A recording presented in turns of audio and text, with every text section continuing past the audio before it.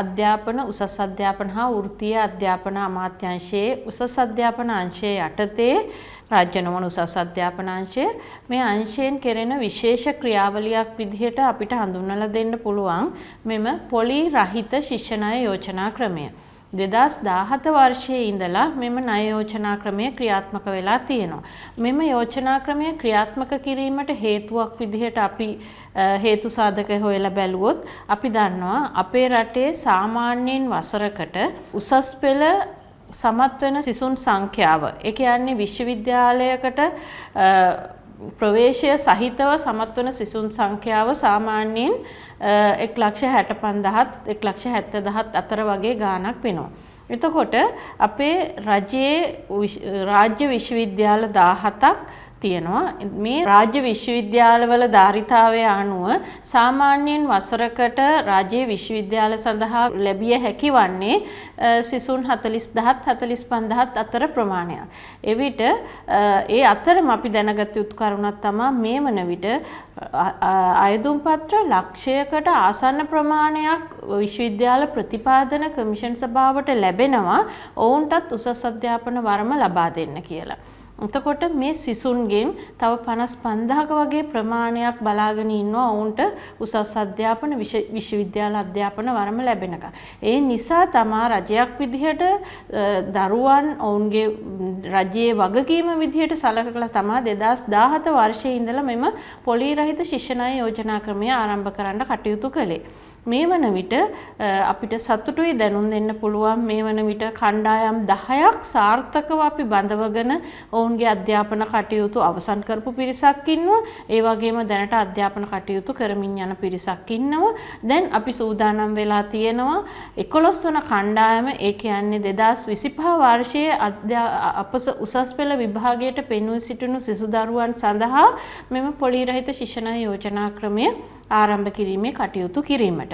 මෙහිදී අපි තව ණය යෝජනා ක්‍රමය ගැන කෙටි හැඳින්වීමක් කරනවා නම් මේක දරුවෙකුට රජයේ විශ්වවිද්‍යාලයකට ගියා හා සමානව ඔවුන්ට වරප්‍රසාදයක් විදිහට ලැබෙන යෝජනා ක්‍රමයක් කියන්න පුළුවන්. මෙම යෝජනා ක්‍රමයට මූලිකවම පාදක වන ආයතන ටික වෙන්නේ අපේ විශ්වවිද්‍යාල පනතේ 25 ආවගන්තිය යටතේ ගරු උසස් අධ්‍යාපන විෂයභාර අමාත්‍යවරයා හෝ අමාත්‍යවරිය විසින් අනුමත කරන ලද ආයතන පමණයි මෙහිදී අපි මෙම යෝජනා ක්‍රමයට ඇතුළත් කරලා තියෙන්නේ. එවැනි ආයතන මෙම වසරෙත් 16ක් මෙම යෝජනා ක්‍රමයට ඇතුළත් වෙලා සිටිනවා.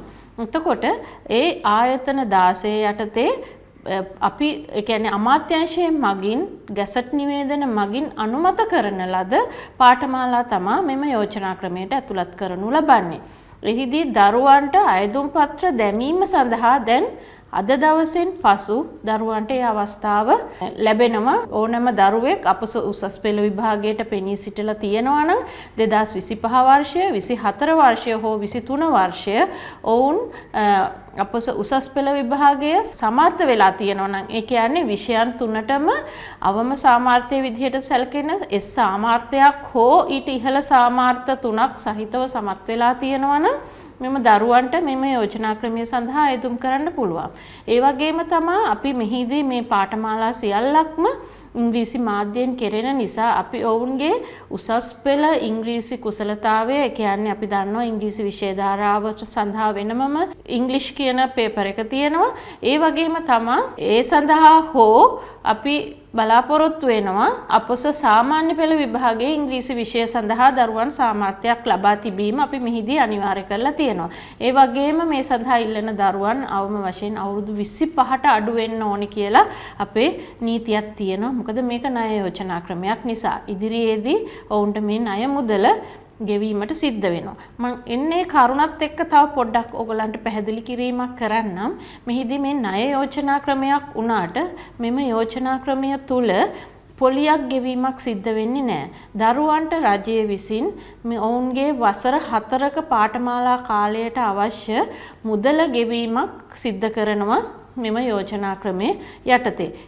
ඒ තුලදී තවත් පැහැදිලි කිරීමක් මම කරන්න ඕනේ. දරුවෙක් මේක පාඨමාලාවකට ඇතුළත් වන විට අපේ රාජ්‍ය නොවන උසස් අධ්‍යාපන ආයතනවල සාමාන්‍ය සිසුවෙක් විදිහට ඒ කියන්නේ අපි කියනවා එම ආයතනයේ ඩිරෙක්ට් ගිහින් ලියාපදිංචි වෙන සිසුවෙක් විදිහට ඔවුන් ගන්නා පාඨමාලා ගාස්තුවට වඩා බොහෝ අඩු පාඨමාලා ගාස්තුවක් තමයි මෙම ණය යෝජනා ක්‍රමයේ යටතේ මේ දරුවන්ට පාඨමාලා ගාස්තුව විදිහට නියම වෙන්නේ. ඒ පිළිබඳව පැහැදිලි කිරීමක් අපි අපේ සිසුවත් පොතේ සඳහන් කරලා තියෙනවා. ඒ වගේම තවදුරටත් විස්තර ඕගොල්ලන්ට මේ තුලින්ම දැනගන්නත් පුළුවන්. මෙම ණය මුදල ආයතනවලට ළමයා හරහා අපි බැංකුවෙන් ගෙවනු ලබන්නේ කාර්තු වශයෙන්. ඒ තුලදී දරුවා කොයිම අවස්ථාවකදීවත් මේ සඳහා වූ පොලි මුදලක් ගෙවීමට අවශ්‍ය වෙන්නේ නැහැ. මොකද රජය විසින් ඒ අදාළ වැයබර දරනවා. අදාළ බැංකු කටයුත්ත. ඒ කියන්නේ මේ ණය මුදල ලබා දෙන්නේ ලංකාවේ ජාතික බැංකු 3ක් තියෙනවා. අපි දන්නවා ලංකා බැංකුව, මහජන බැංකුව සහ ඉතිරි කිරීමේ බැංකුව.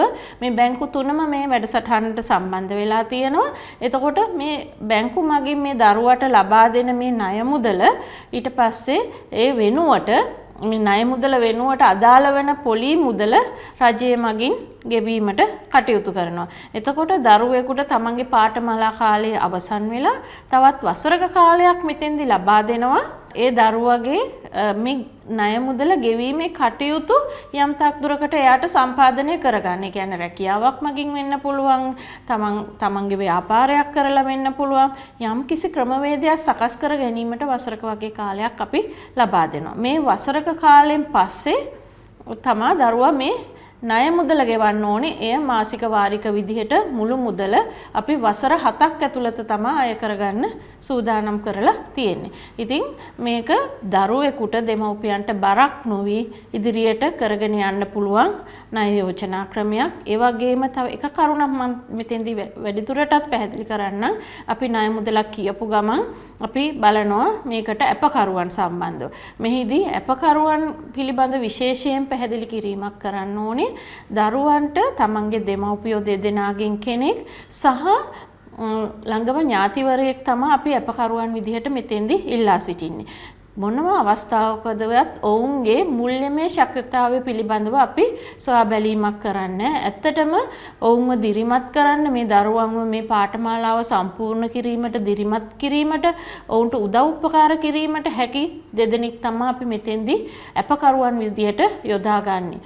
මෙන්න මේ කටයුත්ත සාර්ථක කරගන්න ඔබ සියලු දෙනාගේම උදව්ව, ඔය වගේම මේ දරුවන්ගේ අනාගතය යහපත් කරගන්න ඔවුන් සියලු දෙනාටම මේ සඳහා සම්බන්ධ වෙන්න කියන ආරාධනයක් මම කරනු ලබනවා.